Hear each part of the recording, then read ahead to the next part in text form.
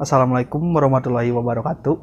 Nama saya Friodon Nur Rahman dengan NPM 19503031 dengan prodi Pendidikan Bahasa dan Sastra Indonesia kelas A angkatan 2019. Dengan tema presentasi kali ini ialah layanan bimbingan konseling. Yang pertama, ada bimbingan belajar, yaitu suatu bentuk kegiatan dalam proses belajar yang dilakukan oleh seseorang yang telah memiliki kemampuan lebih dan dalam banyak untuk diberikan kepada orang lain, yang mana bertujuan agar orang lain dapat menemukan pengetahuan baru yang belum dimilikinya, serta dapat diterapkan dalam kedepannya. Yang kedua, ada konseling. Merupakan suatu upaya bantuan yang dilakukan dengan 4 mata atau tatap muka secara kolektif. Dan konseling yang berisi usaha yang selaras, unik, bantuan manusiawi yang dilakukan dalam suasana keahlian yang didiskusikan norma-norma yang berlaku agar konseli memperoleh konsep dan kepercayaan diri sendiri dalam memperbaiki tingkah lakunya saat ini dan mungkin pada masa depan yang akan datang. Yang ketiga, ada layanan bimbingan dan konseling. Secara umum tujuan ini berupaya membantu siswa menemukan pribadinya dalam hal mengenai kekuatan dan kelemahan dirinya sendiri, serta menerima dirinya secara posesif dan dinamis sebagai model pengembangan diri lebih lanjut. Jenis layanan bimbingan ini terselenggara harus sesuai dengan 4 bidang bimbingan, yaitu bimbingan pribadi, sosial, belajar, dan karir. Yang kedua, ada layanan informasi. Layanan informasi ini berusaha memenuhi kekurangan individu akan informasi yang mereka perlukan. Dalam layanan ini, kepada peserta layanan disampaikan berbagai informasi.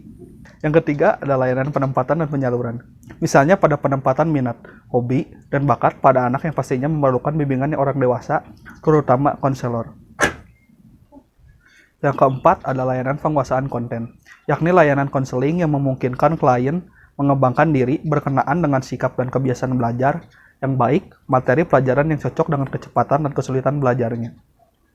Yang kelima, ada layanan konseling perorangan. Konseling individual, proses belajar melalui hubungan khusus secara pribadi dalam wawancara antara seorang konselor dan seorang klien.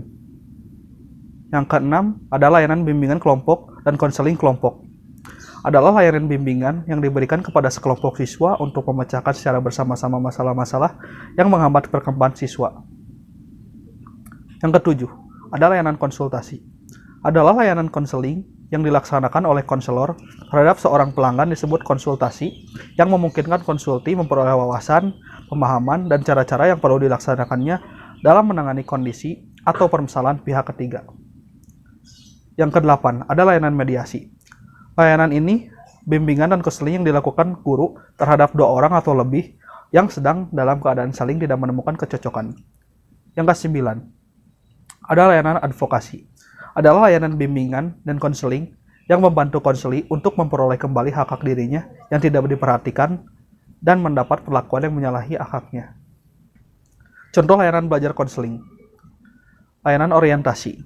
Peserta didik yang baru memasuki lingkungan biasanya masih canggung, maka itu diperlukan layanan orientasi sebagai pengenalan untuk peserta didik, memahami lingkungan sekolah yang baru dimasukinya, dan untuk mempermudah atau memperlancar berperannya peserta didik yang baru. Karena itu, di lingkungan ini, baru pastilah mereka sendiri agar kita mudah menyesuaikan diri. Tujuannya pasti.